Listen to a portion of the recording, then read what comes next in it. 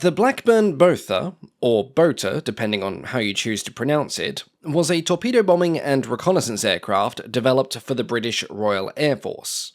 Seeing limited service in World War II, it was not a particularly popular or successful aircraft, and this was due to circumstances surrounding its original design phase that more or less doomed it from the start.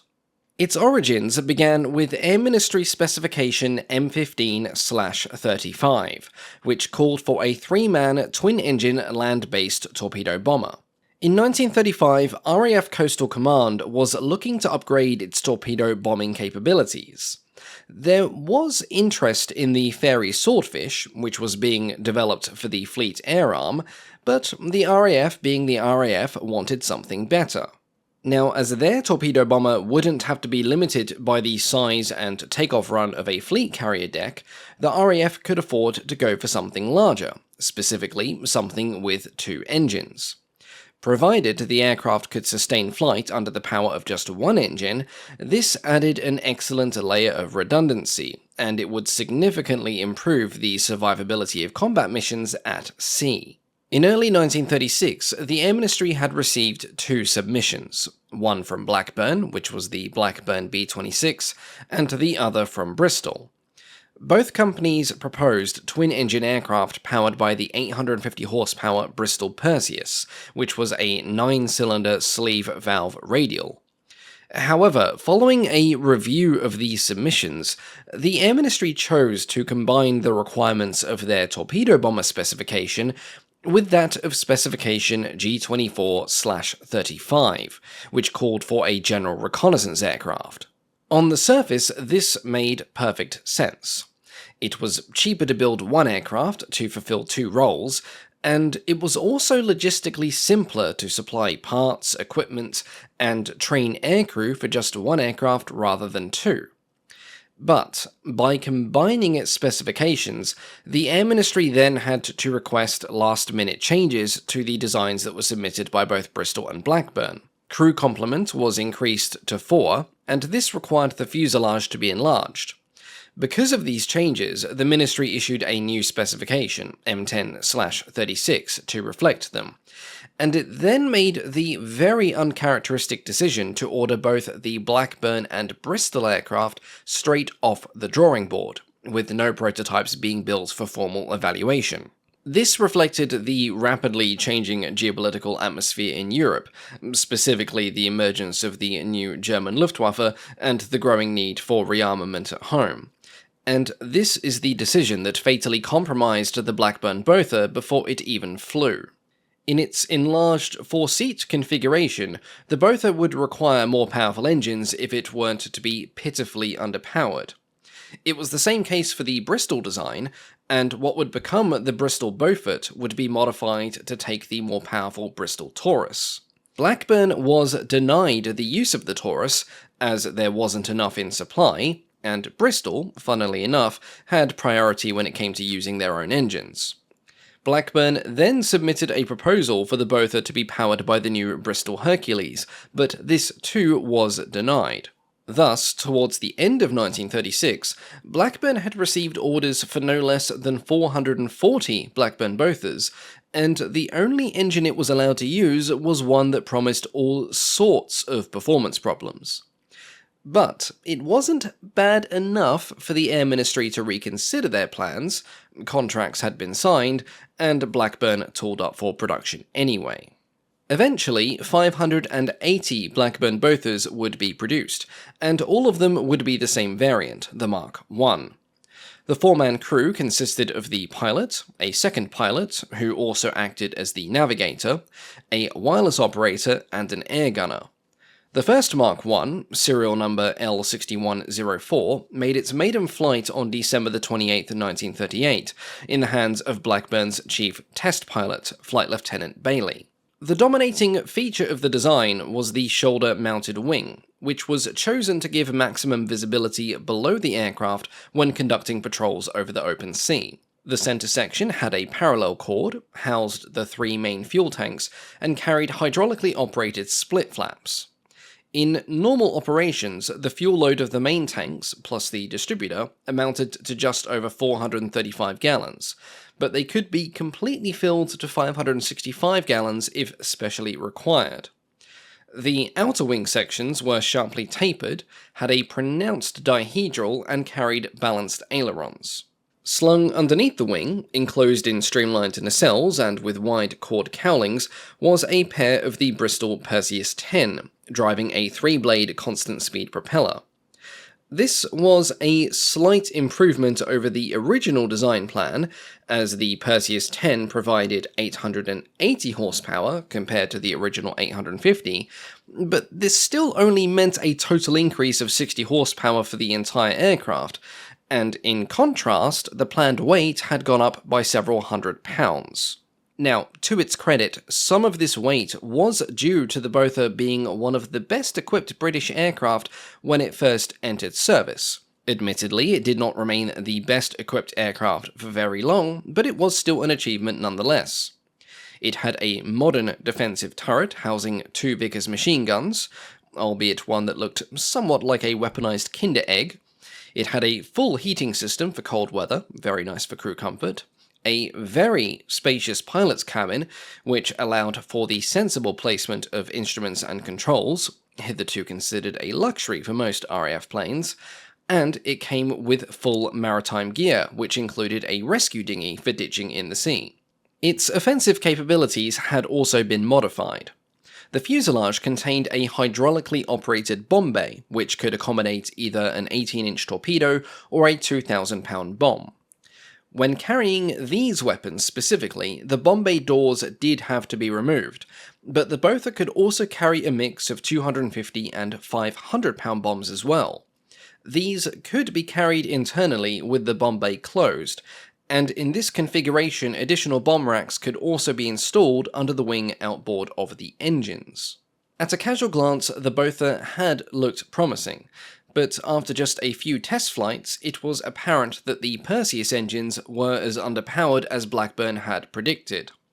Flight Lieutenant Bailey reported a woeful lack of power in the first aircraft, and when it went to Martlesham Heath for its service evaluations, it was also found to be remarkably unstable. It demonstrated a tendency to snatch at slow speeds, and the elevators and rudder authority left much to be desired. The issue of control was somewhat addressed in modifications made to the second production Botha, which had new horn-balanced tail surfaces, but the problem of power remained. In high-speed trials, the Botha could barely manage 205 miles per hour, which, for a twin-engine monoplane, was frankly pathetic. Although underpowered, there was still a vain hope that it could still be used as a torpedo bomber, and so trials are carried out with the Torpedo Development Unit at Gosport in late 1939. 4 aircraft took part in this, and although the type technically passed these trials, one of the aircraft was lost at sea when it stalled during a mine-laying test, and consequently plummeted into the waves. Though it had officially passed RAF evaluation, the Botha left much to be desired, and, truth be told, it was only accepted for service owing to the outbreak of war with Germany and the RAF's desperation for any and all airframes in its inventory. It was not to be used as a torpedo bomber, but would instead be operated as a reconnaissance and shipping patrol aircraft. This was done partly to improve its performance, as these missions would not require it to carry a heavy torpedo or the big 2,000-pound bomb. The first Bothas that were delivered to the RAF went to maintenance units and not frontline units, which on its own is a good indicator of the sheer lack of faith that they had in it. Factory and service trials had been marred by a series of accidents, and although no pattern had emerged for the cause, many suspected that the underpowered engines played a significant role. This led to trials with the Bristol Perseus 10A, which produced 930 horsepower. It was installed on later production models of the Botha, but the performance gains were slight, with the only big improvement being an increase in range to just over 1,270 miles. The first frontline unit to actually receive the Blackburn Botha was No. 608 Squadron Coastal Command, operating at Thornaby. They received their first Bothas on the 28th of June 1940, which replaced the Avro Ansons they were using on North Sea shipping patrols. With this assignment, the Blackburn Botha became the first Blackburn aircraft to equip land-based squadrons since 1918, when the RAF operated the Blackburn Kangaroo. As it turned out, 608 Squadron would be the only squadron to operate the Botha as a frontline aircraft. The squadron service was brief. The first patrols were flown in early August of 1940, and the last was conducted on November the 6th, just 3 months later. During that time, they had flown over 300 sorties, during which only one Botha was lost due to unexplained circumstances, meaning it just disappeared. Despite earlier mishaps with testing units, one testing Botha had actually stalled into a house of all things, there are no records of major problems encountered by 608 Squadron, and the Botha was viewed as a serviceable, albeit underpowered, armed reconnaissance plane. However, following the German conquests of 1940, the requirement for the long-range patrols diminished, as Britain was now on the defensive, and the Botha was reassigned as a training aircraft alongside the Avro Anson. By this point, almost 700 additional Bothas were on order with the Air Ministry, but these were all cancelled, and the last aircraft would roll off the production line in May of 1942. As a training aircraft, the Botha would see a lot of service from mid-1940 until late 1942, with one of the most active operators being No. 3 School of General Reconnaissance at Blackpool. This school trained aircrews for coastal and bomber command, and it was kept perpetually busy in trying to meet the demand for new aircrews. In some months, it logged almost 3 hours of Botha flying time alone.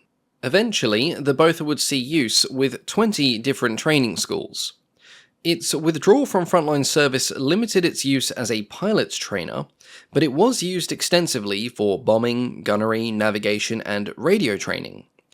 Unfortunately, the combination of its underpowered engines, inexperienced pilots, and the manic pace of aircrew training to meet the RAF's constant demands meant that attritional losses were high, just over 15%, which was a lot for a non-combat machine. According to famed test pilot Eric Winkle-Brown, single-engine performance was by far the biggest problem. It was almost impossible to maintain sustained flight on just one engine with the Botha, which essentially meant it could be viewed as a single-engine machine with twice the chance of an engine failure. Another major problem was the shoulder-mounted wing. Though it gave good visibility below the aircraft for patrols, it had the opposite effect on the ground.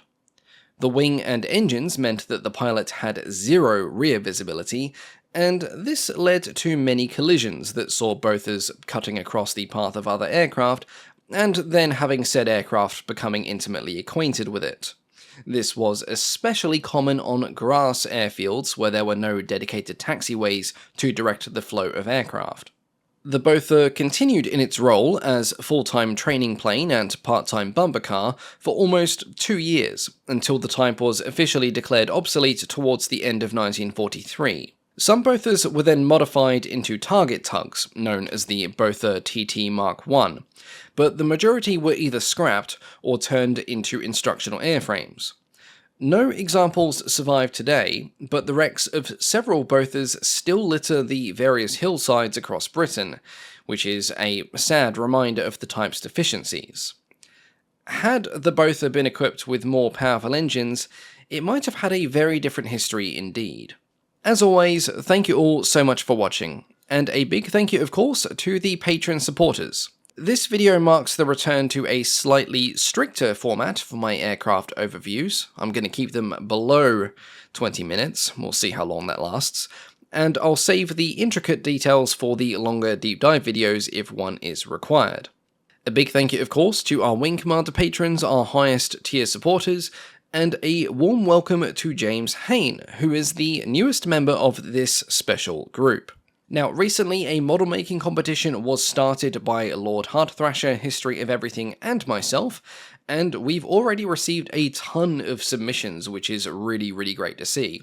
For those of you who haven't seen the announcement for this or weren't aware but are interested, please check out the somewhat chaotic announcement video that was posted last week. But that is all for today. As always, thank you all so much for your continued support, and I will catch you all next time. Goodbye.